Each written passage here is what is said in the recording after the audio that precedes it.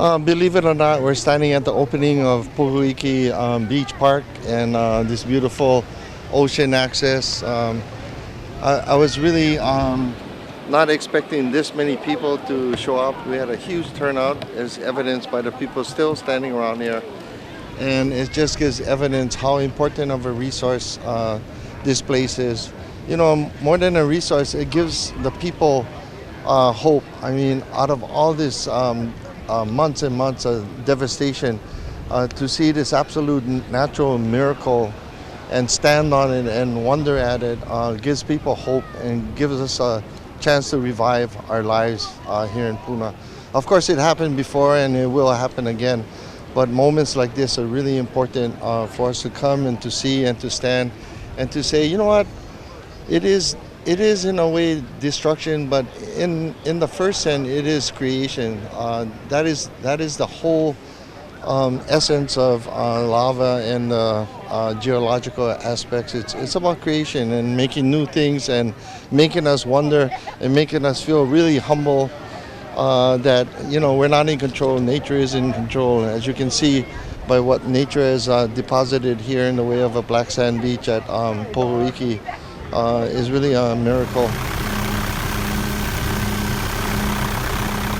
In May, my son and I were still surfing here. The roads are closed, and we're sneaking in the back. The park was closed, but we're still coming and surfing on the other side at Bows and Shacks.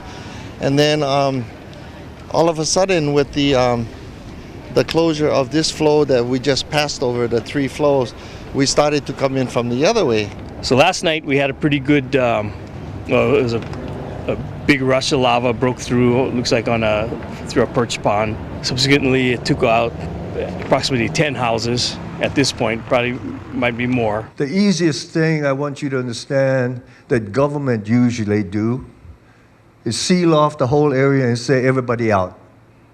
A couple of roadblocks here and there and that's it. But to me that is the worst thing we can do for you. There are complaints about closing off the one and only surfing area. Yeah, I know the love of the ocean. A decision like that is not easily made to close it off. It wasn't easy to open it up yesterday as best as we can, but look, all we was successful for one day, and this is what I told a group. It was not a waste of time. For many, it was their one time to be there of something they love and cherish. They let everybody in. Unfortunately, I was on Oahu doing some school business and I missed it. As much as I see Steve here coming nodding, yes, he called me a son of a bitch the other day. And Harry announced that we open it at one day, and I said, "Oh, I missed it, Harry." And he said, "Too bad, Steve," you know, but he was just joking. But you got it for one day, right, Steve? Ah, it's your tough luck. And pretty soon, when Four Corners got blocked, this place was absolutely blocked off. It looks like the lava is moving closer to the park and the boat ramp. I'd estimate about 200 yards away. It looks like the road going north has been broken up already by the heat and the lava. If it continues to flow at that volume, I suspect that it could be days and that area will no longer exist. It'll be covered over with lava and we're going to lose our facility there. Did you want to get an aerial of this first? July got really scary, and we heard that it was past Ahalanui and approaching the bay.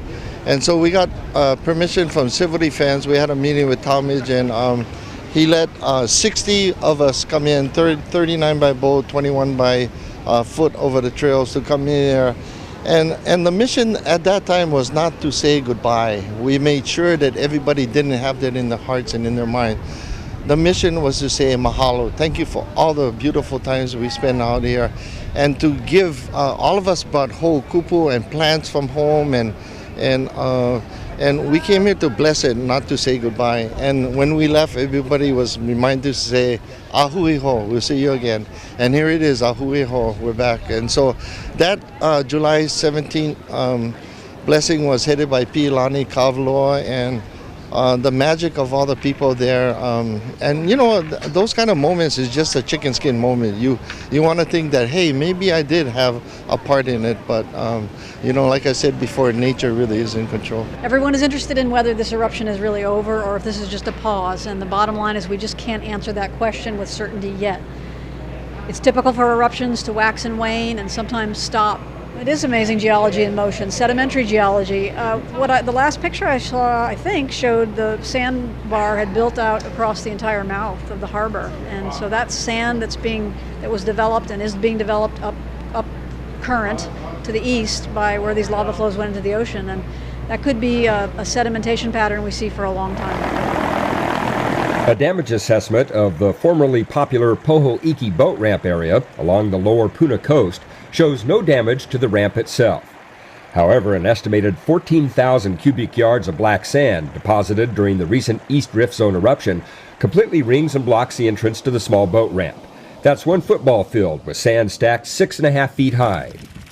Yeah, in one of the community meetings when everybody was getting up, and the skate park was closed, the swimming pool was closed, the park was being used as an evacuation center. And our youth that frequented this area, I mean, this was the last recreational hope. So at a community meeting, I said how important of a resource this is. Thank you. I'm here tonight to give a voice to our youth in the community. As you notice, they don't attend these meetings. There has not been one youthful speaker here, but I hear it a lot. I'm the director of Haas, the charter school here.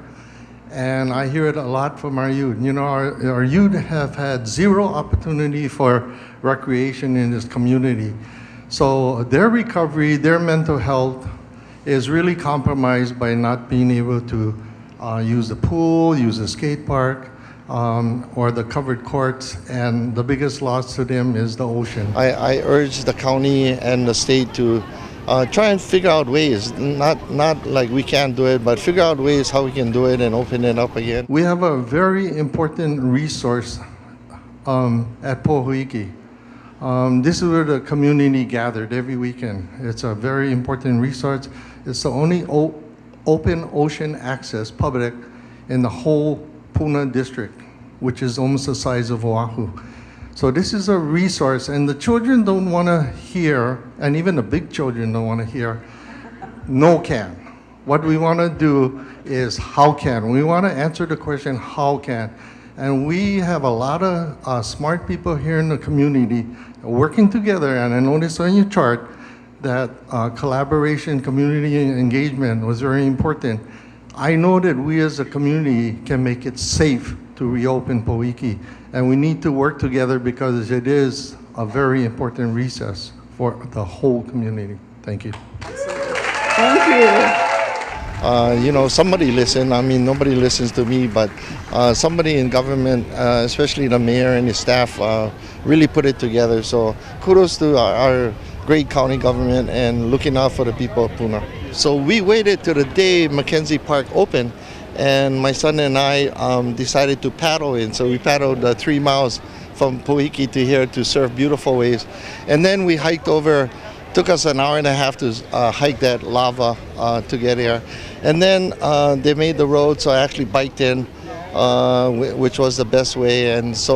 And then a few weeks ago, they let the kupunas come in, and I was invited to drive in for the first time. So this is only the second time I've driven it, but I'm really truly blessed that this has come to fruition. All the people, the ceremony was extended a little because of all the people giving whole kupu. I'm sure the planners of the event didn't expect so many whole kupu, but that just shows you it's not about taking, it's about giving. And there are so many people that came here just to share their love and to give what little they could to express their appreciation. So I love it. Thank you all the county people, civil defense, DLNR, all the people that made this possible, because this is truly the people and government working together to make things happen.